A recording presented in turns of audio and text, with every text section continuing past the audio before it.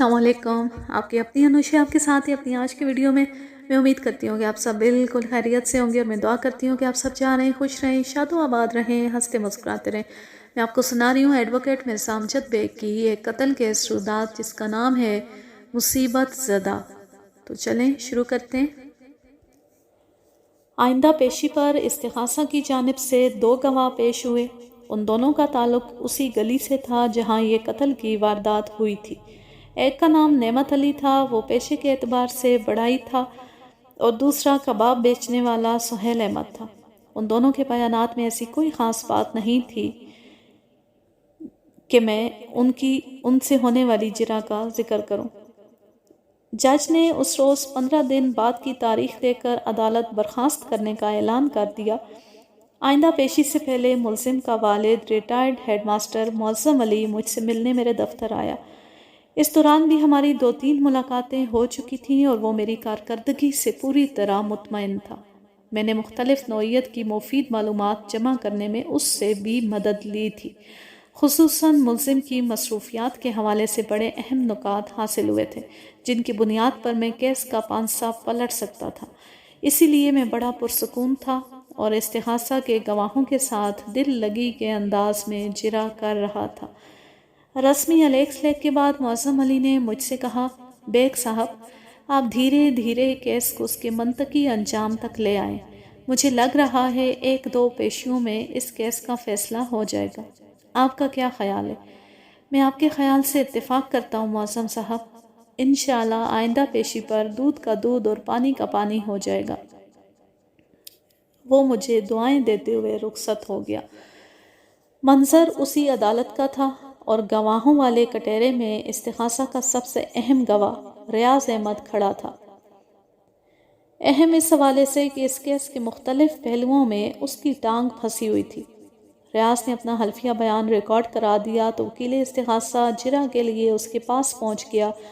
وہ کافی دیر تک نئے زاویے سے گھما پھرا کر گواہ سے سوالات کرتا رہا، جس کا لب لباب یہ تھا کہ مقتول اور ملزم کے جھگڑے کا سبب ملزم کی ہٹ دھرمی اور مقتول کی اصول پسندی تھی، وغیرہ وغیرہ۔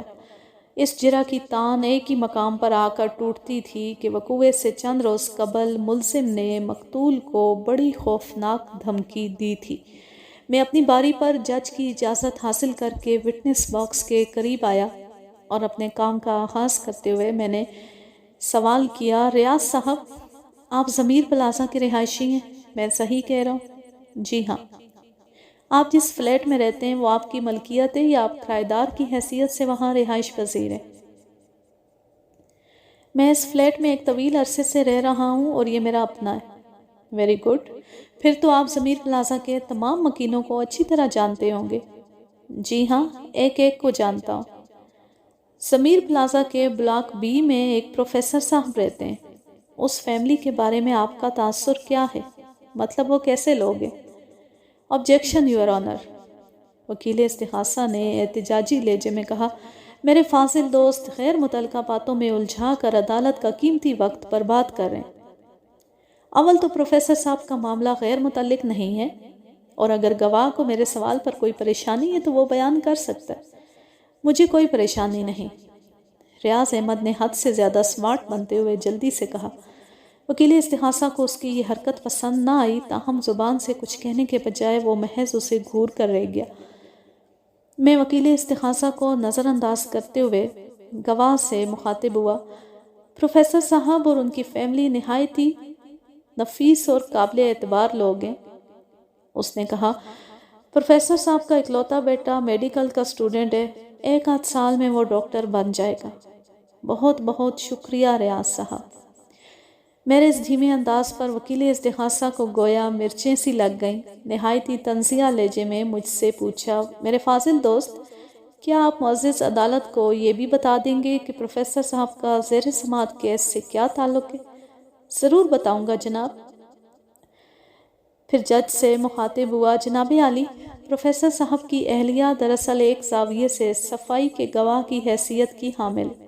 اگر ضرورت محسوس ہوئی تو میں اپنے موکل کی بے گناہی ثابت کرنے کے لیے ان خاتون کو عدالت تک لاؤں گا، اور پکے کاغذی ثبوت کے ساتھ۔ جج نے مینی خیز انداز میں سر کو اثباتی جنبش دی اور کہا بیگ صاحب پلیز پروسیڈ۔ وکیل استغاثہ اور استغاثہ کے اہم گواہ ریاض احمد کے چہروں پر الجھن کے آثار نظر آئے۔ انہیں سمجھ نہ آ سکا کہ میں پروفیسر کی بیوی سے کس قسم کی گواہی دلوانے کا ارادہ رکھتا ہوں۔ ریاض صاحب آپ کی ایک بیوی اور 2 بچے ہیں، کیا میں غلط کہہ رہا ہوں؟ نہیں جناب، آپ بالکل ٹھیک کہہ رہے ہیں۔ آپ کا ذریعہ معاش کیا ہے؟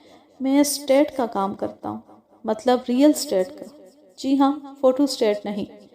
کیا آپ معزز عدالت کو یہ بتانا پسند کریں گے کہ آپ کی اسٹیٹ ایجنسی کہاں پر واقع؟ کیونکہ میری معلومات اور گلی والوں کے مطابق آپ ہر وقت ضمیر پلازا کے آس پاس ہی دکھائی دیتے ہیں، کبھی گلی میں ٹہلتے ہوئے، کبھی ضمیر پلازا کے گیٹ کے باہر ٹیلی فون کے پول سے پشت ٹکائے، اور کبھی ضمیر پلازا کی چھت پر مٹر گشت کرتے ہوئے۔ وہ بگڑے ہوئے لہجے میں بولا، میری باقاعدہ کوئی اسٹیٹ ایجنسی نہیں ہے، بلکہ مختلف پراپرٹی ایجنٹوں سے میرے رابطے ہیں۔ میں چلتے پھرتے ان کے لیے کام کرتا رہتا ہوں، وہ فی پارٹی طے شدہ کمیشن مجھے دے دیتے ہیں۔ آپ کو میرے گھومنے پھرنے، اٹھنے بیٹھنے، چلنے پھرنے اور ٹہلنے پر کیا اعتراض ہے وکیل صاحب؟ مجھے کوئی اعتراض نہیں، البتہ جس شخصیت کو اعتراض ہے وہ اعتراض کا اظہار کر کے خود کو اس معاملے میں ملوث نہیں کرنا چاہتی۔ آپ کا اشارہ کس جانب ہے؟ اشارہ آپ سمجھ گئے، یہی کافی ہے، ورنہ آپ بے چین ہو کر ادھر ادھر نہ دیکھتے۔ آپ کے ذہن میں چور چھپا ہوا ہے، جبھی فوراً آپ گھبرا گئے تھے کہ کہیں وہ آپ کے خلاف شکایت لے کر عدالت میں تو نہیں آ گئی۔ میں بالکل گھبرایا ہوا نہیں ہوں، میں پریشان کیوں ہوں گا؟ جب میں نے کچھ کیا ہی نہیں تو پھر مجھے کسی سے ڈرنے کی کیا ضرورت ہے؟ پتہ نہیں آپ کس شخصیت کی بات کر رہے ہیں۔ یہ بھی اچھا ہی ہے کہ آپ کو اس شخصیت کا پتہ نہیں، اگر پتہ چل گیا تو ایسی مصیبت میں پھنسیں گے کہ جان چھڑانا مشکل ہو جائے گی۔ خیر، ریاض صاحب، پولیس کی رپورٹ کے مطابق وقوعے کے روز آپ نے تفتیشی افسر کے سامنے یہ انکشاف کیا تھا کہ آپ نے فلائنگ ہارس کوریئر کے نمائندے کامران علی کو وقوعے سے تھوڑی دیر پہلے الفریڈ اپارٹمنٹس میں داخل ہوتے ہوئے دیکھا تھا۔ جی ہاں، یہ سچ ہے۔ پھر منیر عباسی کو بھی آپ ہی کی زبان سے پتہ چلا کہ ملزم الفریڈ اپارٹمنٹس میں آیا تھا، اور یہاں بھی آپ نے تھوڑی دیر پہلے کے الفاظ استعمال کیے تھے، ہے نا؟ اس تھوڑی دیر کی وضاحت بھی کر دیں۔ وہ بولا، میرا مطلب ہے 3، 3:15 بجے، یا زیادہ سے زیادہ 3:30 بجے۔ اس وقت آپ کہاں کھڑے تھے جب ملزم الفریڈ اپارٹمنٹس میں داخل ہوا تھا؟ میں اپنے پلازا کے باہر ٹیلی فون کے کھمبے کے پاس کھڑا تھا۔ ملزم نے الفریڈ اپارٹمنٹس میں کتنا وقت لگایا تھا؟ کیا وہ آپ کی نظروں کے سامنے وہاں سے روانہ ہوا تھا؟ جی ہاں، وہ میرے سامنے ہی روانہ ہوا تھا اور خاصی افراتفری میں نظر آتا تھا، ورنہ پہلے ایسا کبھی نہیں ہوا تھا، اس لیے مجھے اس کے انداز پر حیرت ہوئی تھی۔ پہلے کیسا نہیں ہوا تھا؟ آپ کی بات میری سمجھ میں نہیں آ سکی ریاض صاحب۔ میرے کہنے کا یہ مطلب ہے کہ پہلے وہ جب بھی الفریڈ اپارٹمنٹس کی ڈاک لے کر آتا تھا تو 15-20 منٹ اندر گزارنے کے بعد ہی رخصت ہوا کرتا تھا، اور جاتے وقت اس کے چہرے پر سکون اور آسودگی کے تاثرات ہوتے تھے، لیکن اس روز تو اس کی حالت ہی عجیب تھی۔ لگتا تھا، کیا لگتا تھا؟ یہی لگتا تھا کہ اس روز مسز شبانہ کے لیے اس کے پاس کوئی لیٹر نہیں تھا۔ الفریڈ اپارٹمنٹس میں زیادہ تر مسز شبانہ ہی کے لیٹر کوریئر سے آتے ہیں۔ وہ نہ صرف لیٹر وصول کرتی تھی بلکہ کوریئر والے کو گھر کے اندر بلا کر چائے پانی بھی پوچھا کرتی تھی۔ ملزم اس کی فلیٹ میں 15-20 منٹ گزارے بغیر نیچے نہیں اترتا تھا، اور آپ یہ سارے مناظر کبھی اپنے کچن کی کھڑکی میں سے اور کبھی بلڈنگ کی چھت پر کھڑے ہو کر دیکھا کرتے تھے، جس سے آپ کو جلن ہوتی تھی کیونکہ آپ خود مسز شبانہ کو حریصانہ نظروں سے دیکھا کرتے تھے۔ فلیٹ سسٹم میں یہ خرابی بہرحال موجود رہتی ہے کہ ایک گھر سے دوسرے کے گھر میں تاکہ جھانکی خاصی سہل ہو جاتی ہے۔ مسز شبانہ کے فلیٹ کے کمروں کی 2 کھڑکیاں ضمیر پلازا کی سمت کھلتی ہیں۔ میں غلط تو نہیں کہہ رہا؟ میں نے اس کی دکھتی رگ کو چھیڑا تو وہ بے چین ہو گیا اور بات بدلتے ہوئے بولا، اس روز ملزم الفریڈ اپارٹمنٹ سے جاتے ہوئے خاصا جلدی میں اور گھبرایا ہوا لگ رہا تھا، جیسے کوئی بہت خطرناک کام کر آیا ہو اور اسے جائے وقوعہ سے دور نکلنے کی خواہش ہو۔ وہ واضح طور پر مسز شبانہ کے ذکر سے کنی کاٹ گیا تھا۔ میں خود بھی اس خاتون کو عدالتی کارروائی میں نہیں گھسیٹنا چاہتا تھا۔ ریاض صاحب، آپ کی اطلاع کے لیے بتاتا چلوں کہ میں نے وقوعے کے روز یعنی 15 اکتوبر کے حوالے سے فلائنگ ہارس کورئیر کمپنی کا ریکارڈ چیک کیا ہے۔ اس سلسلے میں کمپنی کے ایک اعلیٰ عہدیدار منصور صدیقی نے مجھ سے بہت تعاون کیا ہے۔ امید ہے آپ بھی اس حوالے سے تعاون کریں گے۔ کیسا تعاون؟ میں نہایتی ہوشیاری کے ساتھ اس کے چاروں طرف ایک ایسا نادیدہ جال پھیلا رہا تھا جو بالآخر اسے سچ بولنے پر مجبور کر دیتا۔ فلائنگ ہارس کورئیر کمپنی کا آفس حیدری کے علاقے میں واقع، میں وہاں جا کر منصور صدیقی سے مل چکا ہوں۔ انہوں نے مجھے 15 اکتوبر کی اس ڈاک کا ریکارڈ دکھایا ہے جو ملزم کے ہاتھوں تقسیم ہوئی تھی، اور حقیقت یہ ہے کہ وقوعے کے روز ملزم نے اس گلی میں صرف ایک لیٹر پہنچایا تھا، اور وہ بھی ضمیر پلازا کے رہائشی پروفیسر صاحب کے گھر۔ آپ جو کہ خود بھی ضمیر پلازا ہی میں رہائش پذیر ہیں اور پروفیسر صاحب کو بھی اچھی طرح جانتے ہیں، اس لیے ذرا سوچ کر بتائیں کہ ملزم ضمیر پلازا سے نکلنے کے بعد الفرید کی طرف گیا تھا، یا الفرید سے فارغ ہونے کے بعد اس نے ضمیر پلازا کا رخ کیا تھا، کیونکہ آپ تو اس وقت ضمیر پلازا کے گیٹ کے پاس کھڑے تھے۔ یہ معاملہ آپ کی نظروں سے پوشیدہ تو نہیں رہا ہوگا۔ وکیل استغاثہ سوچتی ہوئی نگاہ سے مجھے دیکھنے لگا۔ اسے شاید احساس ہو گیا تھا کہ میں گواہ کو بانس پر چڑھا کر سیڑھی کھینچنے کا پروگرام بنائے بیٹھا ہوں، لیکن وہ اپنے گواہ کو جواب دینے سے نہیں روک سکتا تھا اور اپنی بے بسی پر دل ملا کر رہ گیا۔ ریاض احمد بھی جواب دینے سے پہلے لمحے بھر کے لیے شش و پنج میں پڑ گیا تھا، کیونکہ وہ اپنے وکیل کے چہرے کے تاثرات کو دیکھ چکا تھا۔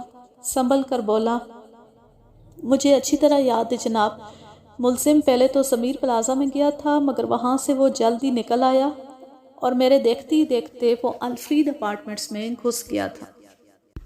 میں امید کر رہا تھا کہ اب تو 20-25 منٹ گئے، لیکن یہ تو 3 منٹ ہی میں باہر نکل آیا اور اپنی بائک پر سوار ہو کر وہاں سے روانہ ہو گیا، اور اس وقت سپہر کے 3، 3:15 یا 3:30 بجے تھے۔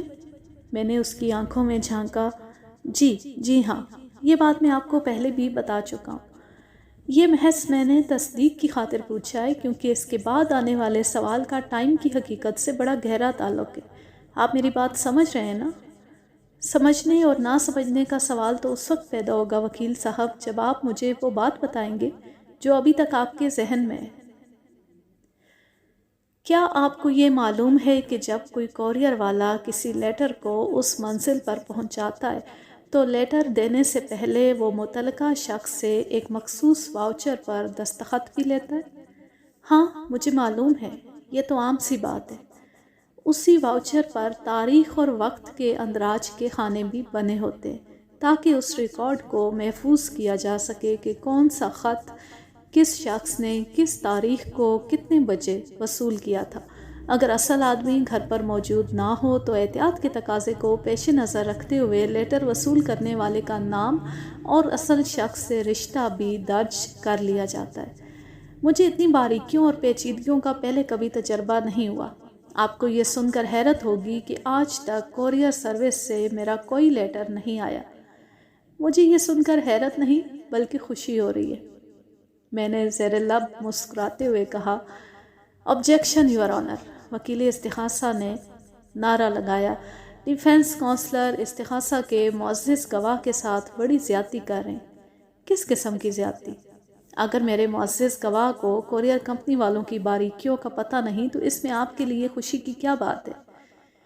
میرے لیے خوشی اور مسرت کی بات یہ ہے کہ گواہ کی لا علمی نے میرے موکل کی بے گناہی پر مہر تصدیق ثبت کر دی ہے۔ لا علمی کو کچھ لوگ زحمت سے تعبیر کرتے ہیں، اس کیس میں استغاثہ کے گواہ کی لا علمی ملزم کے لیے رحمت ثابت ہونے والی ہے۔ وہ کیسے؟ وہ ایسے کہ میں جج کی طرف مڑا اور کہنا شروع کیا، جناب عالی، وقوعے کے روز جب ملزم پروفیسر صاحب کے لیے ایک لیٹر لے کر ضمیر پلازا پہنچا تو وہ دوپہر کا وقت تھا، اور اس وقت پروفیسر صاحب گھر پر موجود نہیں تھے، لہٰذا ان کی اہلیہ نے سائن کر کے وہ لیٹر وصول کر لیا۔ اس لیٹر کی رسید یعنی کورئیر کے مخصوص واؤچر پر 15 اکتوبر کی تاریخ اور وقت دوپہر 1:50 درج ہے۔ میری پروفیسر صاحب سے اور ان کی اہلیہ سے بات ہو چکی ہے، رسید ان کے پاس محفوظ ہے، اور مسز پروفیسر نے بھی اس بات کی تصدیق کی ہے کہ کورئر والا درج شدہ وقت پر ہی ان کے گھر پہنچا تھا۔ علاوہ ازیں بالکل ایسا ہی record Flying Horse courier company کے آفس میں بھی موجود ہے۔ ضرورت پڑنے پر مسز پروفیسر اور کورئر کمپنی کے اعلیٰ عہدیدار منصور صدیقی کو میں اس امر کی گواہی کے لیے عدالت میں پیش کر سکتا ہوں۔ یور آنر، استغاثہ کے گواہ مسٹر ریاض احمد نے تھوڑی دیر پہلے معزز عدالت کے روبرو بتایا ہے کہ وقوع کے روز وہ ضمیر پلازا کے گیٹ کے قریب کھڑا تھا تو اس نے لگ بھگ 3، 3:15 یا 3:30 بجے ملزم کو پہلے ضمیر پلازا میں اور اس کے بعد الفریڈ اپارٹمنٹس میں داخل ہوتے دیکھا۔ پھر وہ 2-3 منٹ بعد ہی اپنی بائک پر سوار ہو کر وہاں سے رخصت ہو گیا۔ اب جناب عالی، اگر ہم استغاثہ کے گواہ کو سچا مان لیتے ہیں تو کورئر کمپنی کا ریکارڈ، تمام رسیدیں اور واؤچرز پروفیسر اور ان کی اہلیہ کو بھی جھٹلانا پڑے گا، اور یہ بھی دیکھنا پڑے گا کہ ہم کس کے سامنے کس کو جھٹلا رہے ہیں۔ کسی ایک شخص کے مقابلے میں نصف درجن معزز افراد غلط نہیں ہو سکتے، اور اگر وہ سب غلط نہیں ہیں تو پھر استغاثہ کے گواہ کی دروغ گوئی میں کوئی کلام نہیں رہ جاتا۔ جناب عالی، یہ ایک مسلمہ اصول ہے اور دنیا کے ہر شخص پر لاگو ہوتا ہے کہ کوئی بھی انسان اس وقت دروغ گوئی کا سہارا لیتا ہے جب وہ کوئی جرم کرنے جا رہا ہوتا ہے یا پھر اپنے کیے ہوئے جرم پر پردہ ڈالنے کی کوشش کر رہا ہوتا ہے۔ ہمیشہ کسی بڑے فائدے کو حاصل کرنے کے لیے یا کسی بڑے نقصان سے بچنے کے لیے جھوٹ کا استعمال کیا جاتا ہے۔ جج نے میرے خاموش ہونے پر گھور کر کٹہرے میں کھڑے استغاثہ کے گواہ ریاض احمد کو دیکھا۔ ریاض نے جج کی نظروں کی تاب نہ لاتے ہوئے گردن جھکا لی۔ میں دوبارہ جج کی طرف متوجہ ہو گیا۔ جج مجھ سے پوچھ رہا تھا، بیگ صاحب، کیا آپ آئندہ پیشی پر کورئر کمپنی کا وہ واؤچر عدالت میں پیش کر سکتے ہیں جو لیٹر پروفیسر صاحب کی اہلیہ نے وصول کیا تھا؟ اگر ضرورت پڑی تو بعد میں مسز پروفیسر اور منصور صدیقی صاحب کو بھی عدالت میں طلب کر لیا جائے گا۔ بالکل جناب، میں مذکورہ واؤچر عدالت میں پیش کر سکتا ہوں۔ وہ دراصل میرے ہی پاس محفوظ رکھا ہے۔ میں نے مسز پروفیسر سے درخواست کر کے وہ کاغذ کا ٹکڑا حاصل کر لیا تھا، لیکن اس متعلقہ واؤچر کے علاوہ سلمان علی اور زبیدہ آنٹی کو بھی اگلی پیشی پر یہاں آنے کی زحمت دینا چاہتا ہوں۔ جج نے پوچھا، یہ سلمان علی اور زبیدہ آنٹی کون لوگ ہیں؟ سلمان علی ملزم کامران علی کا ایک گہرا دوست ہے جو حیدری مارکیٹ میں واقع کسی بینک میں کام کرتا ہے۔ وقوع کے روز وہ ملزم سے ملنے لگ بھگ 3:30 بجے کورئر کمپنی کے آفس پہنچا تھا۔ وہ دونوں باہر جا کر ایک ریسٹورنٹ میں بیٹھے، انہوں نے ایک ساتھ لنچ کیا، پھر کم و بیش 4:30 بجے ملزم اپنے دوست سے رخصت ہو کر گھر چلا گیا۔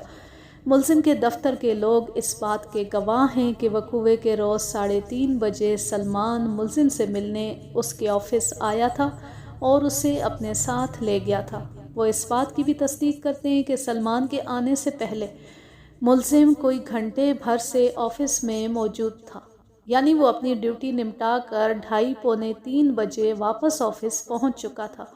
سلمان علی اس امر کی گواہی دے گا کہ وقوع کے روز ملزم 3:30 سے 4:30 بجے تک اس کے ساتھ حیدری کے ایک ریسٹورنٹ میں بیٹھا تھا۔